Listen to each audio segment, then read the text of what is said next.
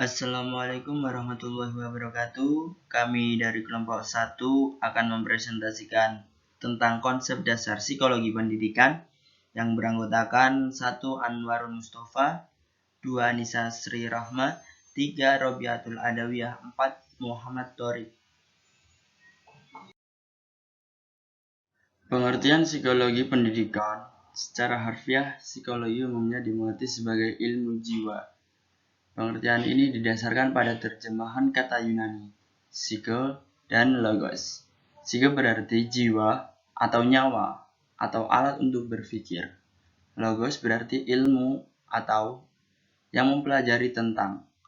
Dengan demikian, psikologi diterjemahkan ilmu yang mempelajari jiwa.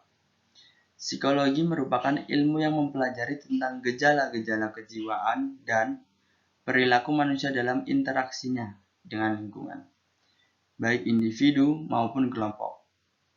Dalam Kamus Besar Bahasa Indonesia, pendidikan adalah proses pengubahan sikap dan tata seseorang atau kelompok orang dalam usaha mendewasakan manusia melalui upaya pengajaran dan pelatihan.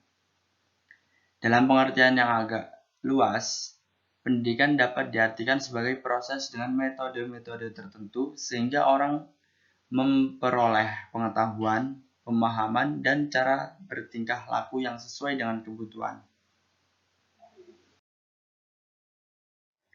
Selanjutnya, kedudukan psikologi pendidikan. Dalam buku Pembaruan Mengajar, Merigo Setiawan menjelaskan beberapa kedudukan psikologi pendidikan yang menyelidiki unsur kejiwaan, cara belajar peserta didik. Di antaranya, yang pertama, membentuk kepribadian pendidik dan prestasi belajar. Yang kedua, mengetahui situasi. Ketiga, emosi. Keempat, membangkitkan motivasi belajar. Oleh karena itu, maka pendidik harus dapat mengerti kemampuan peserta didik. Pendidikan atau pengajaran yang baik harus senantiasa relevan dengan kebutuhan peserta didiknya. Dan agar pendidik dapat menjadi rekan belajar bagi peserta didik, maka komunikasi, interaksi antara pengajar dan peserta didiknya haruslah berjalan fleksibel, bersifat pribadi, serta tidak dibatasi oleh tembok-tembok ruangan kelas. Maka seorang pendidik setidaknya harus memiliki pengetahuan akan kepribadian peserta didiknya, agar ia bisa memiliki pola pendekatan yang fleksibel pribadi sehingga pelajaran yang ia berikan dapat menjadi fleksibel bagi peserta didiknya. Selanjutnya, ruang lingkup psikologi pendidikan. 1. Pengetahuan. Proses belajar mengajar memberikan dampak secara pengetahuan kognitif pada peserta didik yang awalnya tidak tahu tentang materi yang diberikan menjadi tahu. Guru atau pengajar perlu memiliki pengetahuan tentang metode pembelajaran dan pengetahuan lainnya tentang masalah yang mungkin ada pada peserta didik. 2. Pembawaan. Pembawaan dimiliki seorang pengajar sebagai gaya penyampaian materi dan diperlukan untuk mengubah suasana yang menstimulus siswa selalu aktif akan meningkatkan kualitas hasil pembelajaran.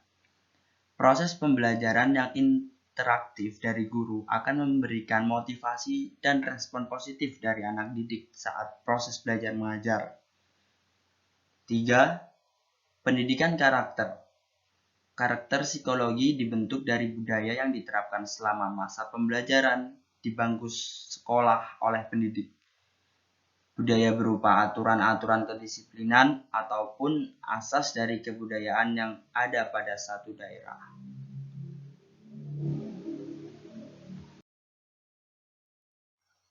4.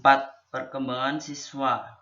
Guru mempengaruhi perkembangan siswa dari tingkah laku yang ditunjukkan ketika di kelas, ketertarikan atau keaktifan saat mengikuti pelajaran, hasil yang didapatkan ketika tes, dan juga perkembangan siswa yang tampak dari sikap, cara belajar, interaksi dengan guru dan temannya.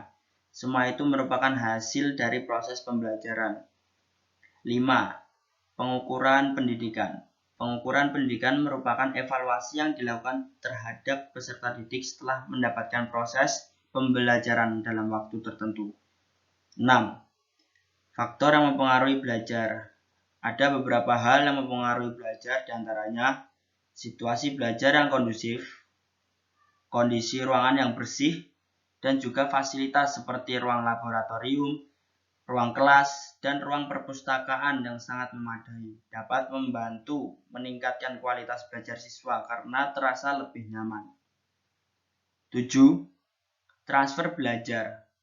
Pembelajaran dengan sistem dan interaksi yang baik dan positif dengan komunikasi yang menyenangkan antara guru dan anak didik menyebabkan anak didik menerima ilmu yang diberikan dan menyukai gurunya. 8. Proses-proses tingkah laku. Proses pembelajaran interaktif yang diberikan oleh guru kepada peserta didik akan memunculkan perubahan perilaku seperti keterampilan selama proses pembelajaran seperti berbicara di depan kelas, berdiskusi, ataupun kegiatan yang melibatkan respon sensorik dan motorik. Selanjutnya, tujuan mempelajari psikologi pendidikan. Tujuan psikologi pendidikan ialah mempelajari tingkah laku manusia dan perubahan tingkah laku itu sebagai akibat proses dari tangan pendidikan dan berusaha bagaimana suatu tingkah laku itu seharusnya diubah, dibimbing melalui pendidikan. Adapun beberapa tujuan mempelajari psikologi pendidikan, diantaranya 1. Untuk memahami perbedaan setiap siswa.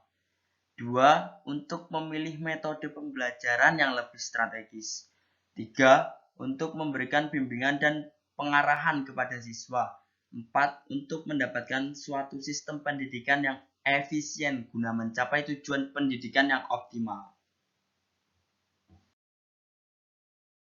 Selanjutnya, manfaat mempelajari psikologi pendidikan. Psikologi pendidikan sangat penting dipelajari oleh ilmuwan psikologi dan pendidikan. Karena ilmu ini bisa menjadi dasar dalam mengembangkan kurikulum, modul-modul pembelajaran, strategi pembelajaran, media dan evaluasi pembelajaran terkait dengan potensi dan kapasitas anak didik. Adapun manfaat dalam mempelajari psikologi pendidikan, diantaranya yang pertama untuk mempelajari situasi dalam proses pembelajaran, kedua untuk penerapan prinsip-prinsip belajar mengajar, ketiga untuk membantu peserta didik yang mengalami kesulitan belajar, dan keempat, menghindari penilaian subjektif. Sekian dari kelompok 1, kurang lebihnya mohon maaf. Wallahul muwaffiq ila aqwamit thoriq. Wassalamualaikum warahmatullahi wabarakatuh.